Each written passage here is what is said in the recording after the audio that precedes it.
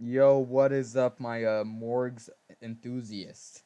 We're back here on What's a up? Complex Reacts, reacting to some Mooney V2 with the homie Marvin and RJ. Yo, facts. Let's just get into it and let's just look at Morgz, and we're probably gonna be shitting on him the whole video. So, yeah. Morgz' YouTube channel is pretty much dead with an average of only 5 million views per month, and the first reason for the death of his channel is simply that his audience got Remember older. when he made a Back in diss track on 2019, his when mom? Morgz was gaining an Oh, yeah, average of they had 100 fucking million beef. views per month, it was accepted as commonplace on Bro, that YouTube, shit was Reddit, so- and Twitter that Morgz' audience was made up primarily of children. Now, it's hardly surprising that this ended up being the case, as when Morgz first began his channel back in 2014, he was a 13-year-old child himself. Hey guys, Morgan here, and today we have a Q&A looks like he because ate we just McDonald's hit every day. 1k subs. The gaming content he began to produce in combination with his own young age wasn't going to appeal to anyone besides other youngsters, which was solidified to some extent in a video back in 2015 called Reacting to Hate Comments, during which he'd complain about 6-year-olds hating on his videos. I swear every YouTuber has received one of these comments from people who look about 6, calling you a kid. Luckily for Morgz, however, there's no shortage of kids watching YouTube, and just over a year after beginning his countless FIFA and Pokemon Go videos, he was already at 100,000 subscribers. Go. Congratulations for surpassing 100,000 subscribers. Wait, I got a question. Have y'all even were y'all sub to Morgz? Like, did y'all actually really fuck with his content back then when you were youngins? Nah. I think No. I sort of did in 2018, but I even thought back then he was kind of fucking weird. But I kind of like the style of content. I kind of want to do that shit back then in 2018, and I don't know why, but L 2018 Blaze. The growth of his channel led to the introduction of his mother in a video titled Extreme Q&A with My Mum, My mum, And, I can't believe this is actually happening. giving exposure to the now famous Jill Hudson, whilst Morgz continued to grow rapidly in the background. On the 1st of January 2016, Morgz had only 8,000 subscribers. However, by the end of the year, he had gained more than 1 million. Yet while this achievement was incredibly exciting, it would come with one specific problem. The more loud, energetic, intense, crazy I was in the videos, that's kind of what provided the best results. And obviously my main goal, and I think pretty much most YouTubers are, but my main goal was always just to grow my channel as big as it could be. As mentioned in the previous clip from the Happy Hour podcast, Morgz noticed that the more hyped and energetic he acted, the more views he received. His goal at the end of the day was to grow the channel as quickly as possible, so putting on this over-the-top persona became the new meta on his channel. He then began to mix this with challenge-style videos which were clearly targeted toward a younger audience, further cementing the idea that his viewers were nothing but children. However, his video style and persona weren't the only things that were changing in Morgz' life. Still at the age of 15, Morgz would upload a video explaining that, as a result of spending so much time creating videos, his school attendance had declined dramatically, resulting in his teachers telling him that he needed to quit YouTube. The head teacher starts asking me if I would quit YouTube or stop doing YouTube to focus on school. Morgz was therefore faced with a decision. He could either continue school or drop out at the age of 15 to pursue content creation, and a video titled Why I Quit School aged 15 to Do YouTube Full Time gives us a pretty good idea about which option he would eventually choose. However, while leaving school at the age of 15 felt like the right decision to Morgz, others in the YouTube commentary space didn't feel the same way. A video uploaded by Muggy titled Morgz is an idiot for dropping out of school would go on to receive 1.25 million views by criticizing Morgz for believing his YouTube career would last forever. Those videos, especially because his content was made for kids. Kids content gets pushed most by the algorithm, and they make the most money on YouTube. So, bro is banking. Yeah, basically, but still, that's kind of bullshit though, because bro, there's YouTube kids the thing that I'm kind of weirded out by is why do they push kids content more on the normal YouTube, but not so much adult content on the normal YouTube, and just leave the more kiddier stuff on YouTube Kids?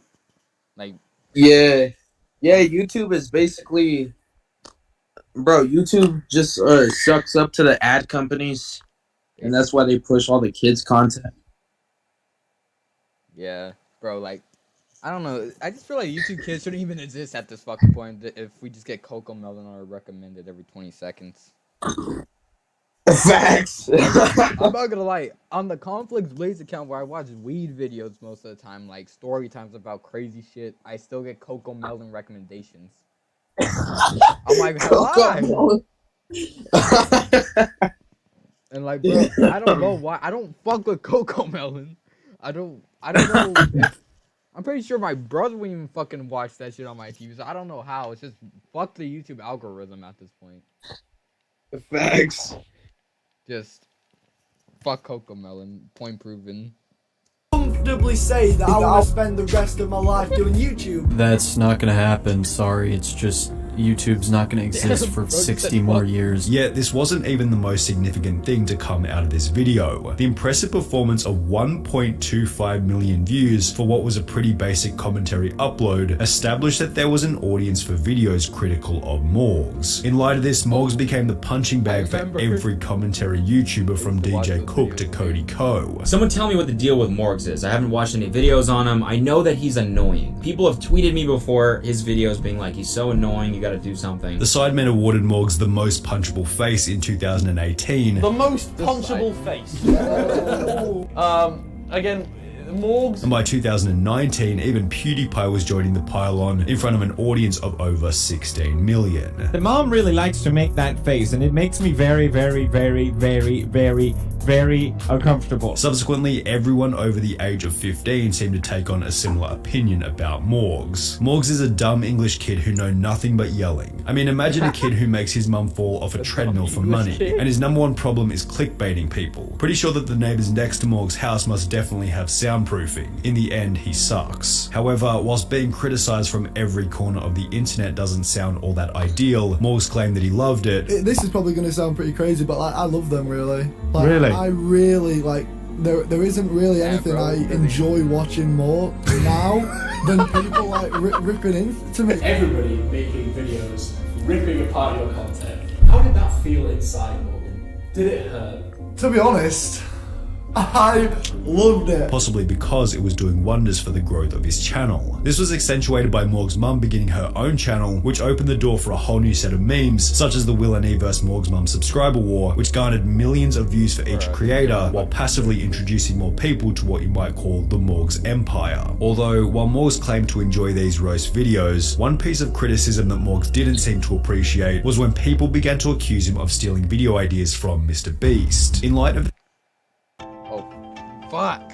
No. Fuck Prepare ass. your Fuck home love. for winter and protect your pipes from the cold. Fuck the fuck my pipe. In light of these accusations, Morgz would take to Twitter claiming that Mr. Beast's ideas had also already been done in the past, prompting a video response from Mr. Beast, who stated that he was putting his own twist on the videos whilst Morgz clearly wasn't. When you get inspired, because it's clearly you're getting inspired by me, just switch it up a little bit more. Like, yeah, obviously I got inspired by other people. I wasn't the first to donate to Twitch streamers. Everyone gets inspiration. Just you put your own little twist on it. I would just prefer, if you get inspired by me, just switch it up a little bit more. And yeah, I mean, I don't hate you. It's whatever. Morgz responded to the video by stating, "The titles and thumbnails are pretty similar, but if you watch the actual vids, our video styles are completely different," before Mr. Beast will conclude the thread by stating, a sensible response. "I deleted the original tweet because I know lots of YouTubers are making vids on you right now, and I can't imagine it feels good, so I'll leave you alone. Have a good day," although this certainly wouldn't be the end of the beef, as Morgz continued to copy many elements of Mr. Beast's videos. 6 months after their original encounter on Twitter, Morgz will post a tweet reading, "So out of video ideas at the moment. I'm in a bit of a pickle," prompting another little zinger by Jimmy reading, "Don't worry, I'm about to start uploading more soon." This prompted Morgz to start a new argument thread in which he would show examples where Mr. Beast seemed to have actually copied Morgz, yet Mr. Beast would dismantle these accusations by showing the process by which he had actually come up with the ideas. Morgz responded by stating, "How come my top video is a copy of your Last to Leave series, but your VR video is inspired? And just because you say you're joking and you hate drama doesn't change anything. Just a way for you to push a narrative while still looking like a good guy, even though you tweeted about me." The beef continued with Morgz blacklisting the word Mr. Beast on his channel, and Jimmy stating on Twitter imitation is the sincerest form of flattery, yet at some point Mr. Beast probably realised that arguing about the problem was a waste of time, as Morgz was only getting closer and closer to 10 million subscribers. However, coincidentally, 10 million subscribers would also be the same point at which Morgz's channel began to show the first signs of impending failure. We mentioned in the beginning that the first reason behind this was that his audience had simply gotten older. However, it wasn't only the audience. 15-year-old Morgz and 20-year-old Morgz were two completely different people. Now, over the past few years, as I'm sure you know, I have changed a lot from when I first started YouTube. 15-year-old Morgz seemed energetic and confident that he would be doing YouTube forever, whilst 20-year-old Morgz had achieved 10 million subscribers and everything he could have ever imagined, leading him to adopt a more jaded personality, even claiming that he could simply retire whenever he wanted to. I guess I'm at a point now where, like, I don't have to do anything. Like, I could theoretically, like, I guess retire and stop. But obviously, retire at 19. Morgz, having achieved everything he ever wanted, also seemed to bring on this epiphany that maybe being this overly energetic entertainer for kids wasn't really who he truly wanted to be, stating that the overly energetic persona was draining as it lacked personability. A lot of my videos, anybody could like watch and laugh at, and they were just very easy to digest. There wasn't much like chatting to the camera, there wasn't much interacting with the audience. It drained you over time because, you know, it ends up with your videos just not being very personal. And, you know, you kind of sacrifice that personal connection with your audience. It does wear on your mind, thinking about, you know, like what's going to make the video pop. As a result, Morgz began to take a much more honest approach to YouTube, admitting that the content itself was fake in addition to his personality. Morgan, we all know you've done a lot of fake videos. Which one is the fakest? Yo, how can I even pick one? There's so many. While also admitting that he had copied Mr Beast on numerous different occasions. Yeah, bro, I hate those YouTubers that try and copy Mr. Beast. Yes, Facts, I bro, have taken fucking- ideas. I know. before. I mean, I seen a couple weeks ago where like some dude was just doing like obvious rip-offs. He even was doing the same like exact style with like having two homies, like, you know how he has like Chris and Chandler. Yeah.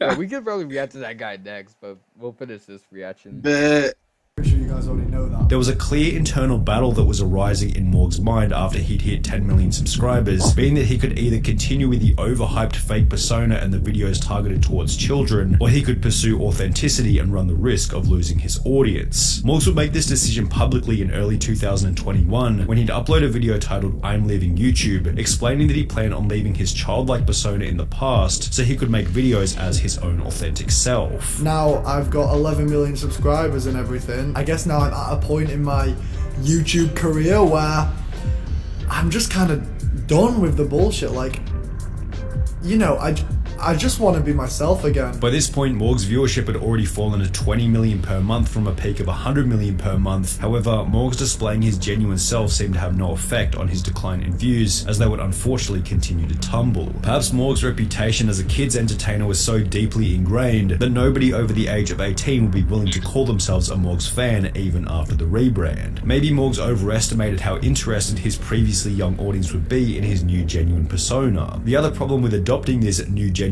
persona was that suddenly there was no reason for the commentary community to talk about him anymore. He kind of lost his meme status. So much of his growth had come from people simply discussing how bad he was, and therefore as Morgz got rid of his cringy personality, people got rid of their videos talking about it. All of this led Morgz's viewership to fall further to around 10 million per month, while Morgz's subscriber count would stagnate, followed by its first sign of a decline in early 2022. The decreased viewership and subscriber count seemed to lead to a decline in motivation as Morgz began to upload every 1 or 2 months, resulting in a further viewership decline to around 5 million per month, where it remains to this day. Getting an LLC for your Shut the business fuck up. doesn't have to look like So what do y'all think?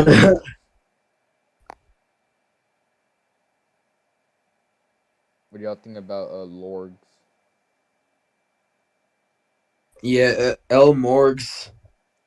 Just L Morgz. Actually, W Morgz. Because he banked, probably. Yeah, I say mixed. I mean, bro, kind of like he just eventually said, you know, fuck this. I just want to just. It's fake. Everything's fake, and he even admitted everything's Bro. fake. Honestly, I should start doing fucking kids content at this point, bro, because those channels are banking. Facts, bro. Fucking remember And that's fucking the only family channel? content YouTube pushes. Bro, the family content too, bro. I'm just gonna have kids at this point. Just fucking start a family channel just so I could have bank. Facts, bro. Like, let's rename the Complex Force to like Kid Toys Unboxing or some shit. Complex toy unboxing. Yeah. Alright, y'all. So stay tuned for the next unboxing videos on the Paw Patrols later.